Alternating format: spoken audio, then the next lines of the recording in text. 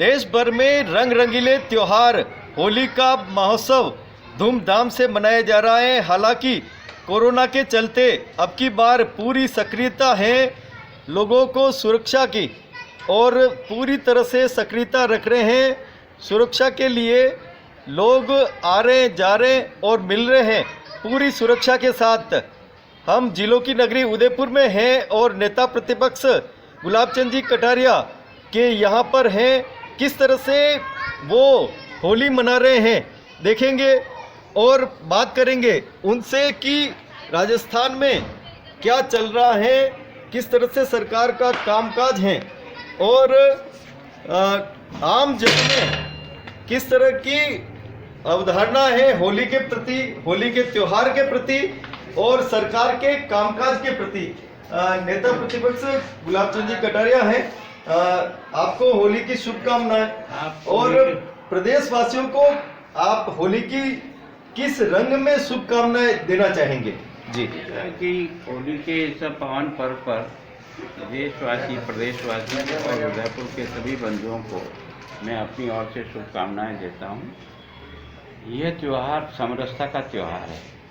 इसमें समाज का छोटा बड़ा सभी लोग आनंद के साथ एक दूसरे के साथ इस त्यौहार को रंग खेल करके या उनका सम्मान करके बिताता है।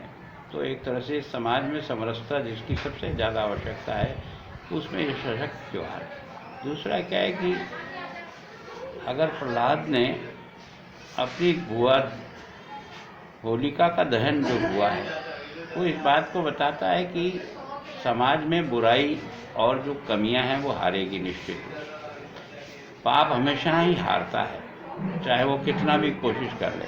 वैसे ही मैं प्रदेशवासियों से और उदयपुर की जनता से कि वो सारे जो देश को कमज़ोर करने वाले बीमारियां हैं उनको आप होली के साथ जलाने का प्रयास करें, अपने मन से उनको दूर करने का प्रयास करें। कोई किसी भी राजनीतिक पार्टी को माने, ये उसका काम है, वो माने, लेकिन बुराइयां जो है वो हर राजनीतिक पार्टी के लिए समान ही होती है जो देश को कमज़ोर करती है। देश को कमज़ोर करने वाली सारी बुराइयों को जलाने का त्यौहार है होली का पर्व, और ये हमको और आपको इसी ओर आगे बढ़ाने का प्रयास करता है। तो इसलिए मेरी विशेष रूप से विनम्र आग्रह है कि हम सब लोग अपने देश और प्रदेश को आगे बढ़ाने के लिए मिल करके प्रयास करें। जिस तरह से होली रंगों का त्यौहार है और सरकार का अगर कामकाज देखा जाए प्रदेश में, चाहे वो किसानों के लिए हो, व्यापारियों के लिए हो, आम जन के लिए हो, कैसा रंग आप सरकार के कामकाज को आप लगाएंगे? देखो, राजस्थान की सरकार का सबसे कमज़ोर पक्ष कोई रहा तो वो कानून व्यवस्था रही है, और विशेष करके इस पिछले एक साल में छोटी छोटी नाबालिग बच्चियों के साथ जिस प्रकार के दुष्कर्म की घटनाएं और उनके साथ उनकी हत्या हुई है। एक एक नाबालिग बच्ची के साथ 20-20 लोग गैंगरेप करते हैं, और दुर्भाग्य तो यह है कि पुलिस जो रक्षक है वही थाने में कैलाश बोहरा के नाम से जिस प्रकार का घृणित कार्य करता है, और उसके लिए भी स्वयं मंत्री ने विधानसभा में जो स्टेटमेंट दिया उस समय तो बहुत चौड़े होकर के दिया था कि मैं इनको 311 के तहत आज नौकरी से बर्खास्त कर रहा हूं, और 2 दिन के बाद जो आदेश निकाला वो अनिवार्य सेवा का निकाला। इसका मतलब इतनी बड़ी संस्था में भी अगर एक मंत्री अपने सवालों का जवाब देते हुए इस प्रकार का झूठा असत्य जवाब दे करके राजस्थान की जनता के साथ फ्रेब कर सकता है, इससे ज़्यादा दुर्भाग्य नहीं है। और दूसरा, इस सरकार के 3 बजट पेश हो गए, एक भी विकास का काम अगर धरती पर आया हो तो मैं इनको चुनौती दे रहा हूँ जिसकी कीमत 5 करोड़ से अधिक हो और वो काम तुमने कर दिया हो, पूर्णता हो गई और जनता को सुपुर्द किया, उसका नाम बता दे। मेरे उदयपुर में आपने 3 घोषणाएं बड़ी बड़ी की। 19-20 के बजट में कहा 50 करोड़ रुपया हम ट्रैफिक व्यवस्था सुधार के लिए दे रहे हैं। उदयपुर वासी आकलन कर दें कि आपको ट्रैफिक व्यवस्था की सुधार के लिए उस सरकार के 50 करोड़ में से 5 रुपये भी कहीं आए हैं क्या? फिर दूसरा, जयसमंद का पानी लाने के लिए 20-21 में आपने 251 करोड़ रुपए की योजना पास की, उसका भी 1 पैसा भी लगा हो तो बता दो। अभी आपने यूआईटी के बजट को अपने बजट में मान करके जिन सड़कों को यूआईटी काम कर रही है, जिन अंडरपास के वो काम कर रही है, उन्हीं को आप अपने खाते में दिखा करके उसका काम पूरा करने का प्रयास करो। तो सरकार एक तरह से पूर्णतः असफल हुई। फिर जिन बेरोजगार बच्चों का तुमको हम जो है वो बेरोजगारी भत्ता देंगे, और आपने कैप लगा दिया कि 1,60,000 से अधिक बच्चों को बेरोजगारी भत्ता नहीं मिलेगा। तो ये तो पहले ही थी, इसके आधार पे पहले भी 85,000 बच्चों को मिल रही थी। फिर आपने कौन सी नई बात करी है? तो एक तरह से 10 दिन में कर्जा माफ बेकार हो गया।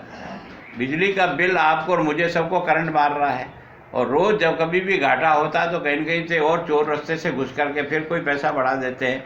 हिंदुस्तान में सबसे महंगी बिजली अगर कहीं है तो राजस्थान में, और वो भी सबसे ज़्यादा, जो केवल 150 यूनिट तक जलाता है, 0 से लेकर 150 तक, उसको लगभग 8 रुपये से लेकर 10 रुपया यूनिट के हिसाब से बिजली मिल रही है, जो उसकी क्षमता से बाहर है।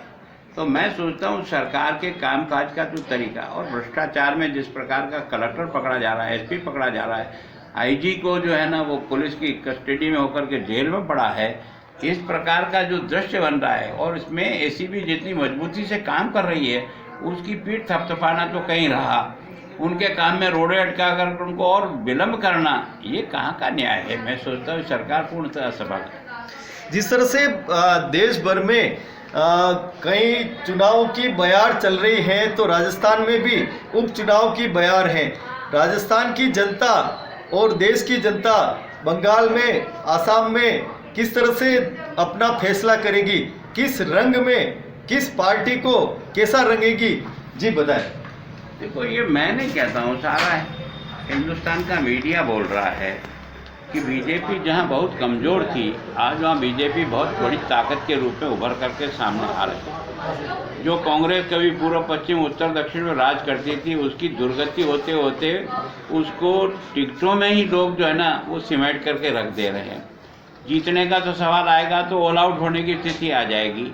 तो मैं सोचता हूँ कि जिस कांग्रेस के प्रति लोगों की जो नाराज़गी है वो उनके गलत कामों के कारण है। जिस तरह से भ्रष्टाचार की भट्टी में देश जला है, लोग उसका इलाज चाहते हैं। ये जो सांप्रदायिक विद्वेषता के आधार पर जिन्होंने राजनीति करने का प्रयास किया, उसके कारण से भी जनता कांग्रेस को सजा देने के लिए आपने देखा होगा राम मंदिर के बारे में उनका कांग्रेस का लीडर ये एफिडेविट देता है कि राम एक कपोल कल्पित घटना है। तो मतलब राम को जो कपोल कल्पित घटनाएं मानते हैं, आज प्रत्येक राम भक्त जब राम का मंदिर बन रहा है तो उसके कारण से सरकार नागरिक संशोधन कानून को जिस तरह से सड़कों पर विरोध किया, उस कांग्रेस पार्टी को जनता चाहेगी, ये कभी हो नहीं सकता।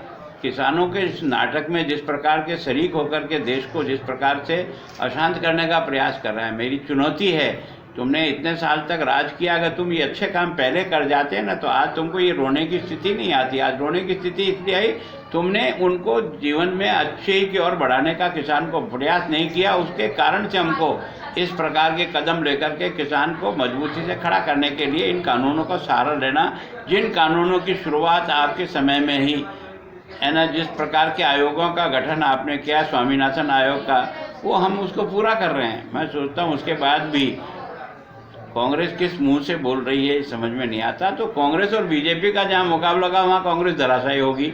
लेकिन कई बार 4-4, 5-5 एंगल बना दिए जाते हैं वोटों के कटिंग के लिए, वो विड्रॉल के बाद जाकर के स्थिति स्पष्ट होगी कि आगे की लड़ाई कैसी होगी। कटारिया जी, जिस तरह से अशोक गहलोत की सरकार बनी और उसके बाद जिस क्रम में अशोक गहलोत सरकार की परीक्षा हुई, चाहे सचिन पायलट के मुद्दे पर हो या किसानों के मुद्दे पर हो या फोन टेपिंग के मुद्दे पर हो, बार बार भारतीय जनता पार्टी या प्रतिपक्ष नेता के तौर पर आपने भी कहा कि अब सरकार जा रही है, अब सरकार जा रही है। आखिर गहलोत का जादू उसे बचा रहा है या कोई और है? जादू वादू नहीं बचा रहा है, केवल इनको जीवन दान कुछ समय के लिए मिल रहा है, लेकिन उसके कारण से प्रशासन बिल्कुल चौपट हो गया। कोई भी काम आपको ठीक प्रकार से ज़मीन पर आ नहीं रहा है। आपस की लड़ाई के कारण से जो सरकार के काम करने के जो तौर तरीके कमज़ोर हुए हैं।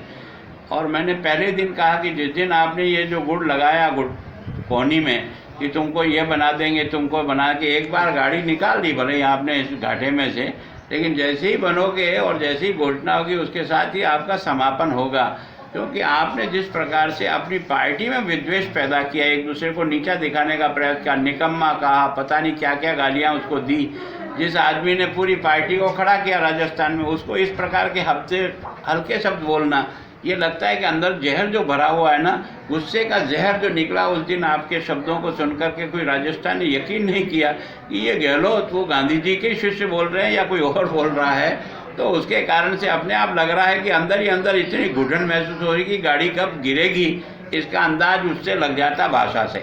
भारतीय जनता पार्टी की बहुत बड़ी भूमिका है प्रदेश में। किस तरह से आने वाले समय में वो निर्माण करेगी और आप क्या राजस्थान को एक नए राजस्थान के रूप में ले जाना चाहेंगे? देखो, हमने विधानसभा के स्तर पर जो कुछ भी हमको जनता ने प्रतिपक्ष की जिम्मेदारी दी, उसको हमने बखूबी अच्छे ढंग से निभा करके सरकार को हर दृष्टि से कॉर्नर में किया। सरकार के सवाल जवाबों के आधार पर भी लगा कि सरकार की किसी प्रकार की कोई तैयारी नाम की चीज़ नहीं है, और कई बार तो स्पीकर को स्वयं सरकार को कुछ कहने की स्थिति नौबत आ गई। इसका मतलब सरकार वास्तव में चली। फिर क्या है कि विभिन्न विभागों में जिस प्रकार के भ्रष्टाचार के भट्टी में देश और प्रदेश जल रहा है, वो इस बात को प्रमाणित, केवल सरकारी अधिकारी को ट्रैप कर दिया उसके कारण से भ्रष्टाचार वही नहीं है, भ्रष्टाचार और जगह पर भी है। अगर कोशिश करें उन सबको भी पकड़ने का, तो मैं सोचता हूँ कई बड़े बड़े स्कैंडल और खुलेंगे, क्योंकि लोग इस राजनीति में आते इसलिए है कि जनता को किस तरह से लूटा जाए और कैसे मालो माल बना जाए। मैं सोचता हूँ चाहे वो मैं नेता हूँ चाहे कोई भी नेता हो, इन सब लोगों की भी इन कमजोरियों के आधार पर इनको जेल भेजना चाहिए, ताकि एक देश के लिए आदर्श बने कि वास्तव में ऐसी भी जो काम कर रही है उसको सरकार का पूरा समर्थन है। उपचुनाव हो रहे प्रदेश में और कांग्रेस पार्टी और राज्य के मुखिया अशोक गहलोत कह रहे हैं कि हम सब एक हैं और एक होकर उपचुनाव लड़ेंगे और इन तीनों सीटों पर वो विजयी होंगे। क्या कहना है आपका इस चुनौती के लिए? देखो, एक हैं कि एक नहीं है, ये तो मैं नहीं कहूँ, सारा राजस्थान कह रहा है। आपके इस भाषा का कितना अच्छा सच है ये मैं नहीं बताता हूँ, सारा राजस्थान का एक एक आदमी जानता है कि आपका, पर आप दिखाने के लिए नाटक जरूर कर रहे हो, लेकिन आप कुछ ऐसे गलत तरीकों को अपना करके जीत को हार को जीत में बदलने का, जैसे आप लोगों को प्रलोभन दे करके इतना आपने पूरा बजट जो है ना वो राजस्थान को समर्पित कर दिया। पढ़ते पढ़ते आपको 2.5 घंटा समय लग गया। अब ये बजट ज़मीन पे उतर पाएगा क्या? आपके पास है क्या? 5 लाख करोड़ रुपए के घाटे में राजस्थान चला गया है, कर्जदार है आज की तारीख में। जिस बिजली कंपनी को हमने 62,000 रुपये का कर्जा दे करके मुक्त किया था, वो फिर से 80,500 करोड़ के घाटे में आ गया। कभी भी बिजली शट डाउन हो जाए तो कोई आश्चर्य नहीं है। तो सरकार एक तरह से किस तरह से चल रही है ये सब जनता जानती है, पर कुछ फाउल खेल करके इधर उधर से इस जात का खड़ा कर दो, उस जात का खड़ा कर दो, इसको खड़ा कर दो, उसका खड़ा कर दो, ये जो तमाशा बना रहे हो ना, ये तमाशा विड्रॉल के बाद स्पष्ट हो जाएगा, तब पता लगेगा कि अब कांग्रेस की क्या गत बनेगी। कांग्रेस यह भी आरोप लगा रही है कि भारतीय जनता पार्टी में जिस तरह से गुट हैं और उन गुटों के चलते ही भारतीय जनता पार्टी को आने वाले समय में उसका नुकसान हो सकता है। क्या कहना है आपका?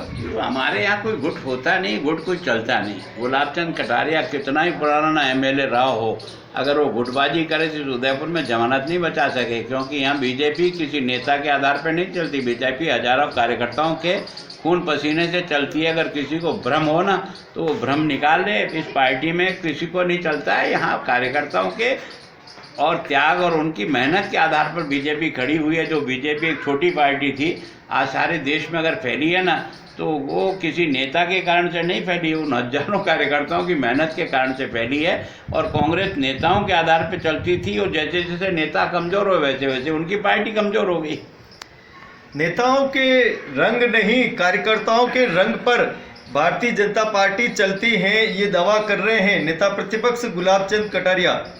आने वाले समय में यह रंग भारतीय जनता पार्टी को क्या लाभ दिलाएगा या हानि दिलाएगा, यह तो समय ही बताएगा। लेकिन एक बार नेता प्रतिपक्ष अपने मन में उस रंग को पक्का कर रहे हैं, जिससे आने वाले समय में राजस्थान की जनता रंगने वाली है। हेमेंद्र श्रीमाली, उदयपुर। हाँ, प्रणाम प्रणाम जी, होली के राम राम भैया आपको भी। एकदम बढ़िया गुजरात जी। आप बताओ। हाँ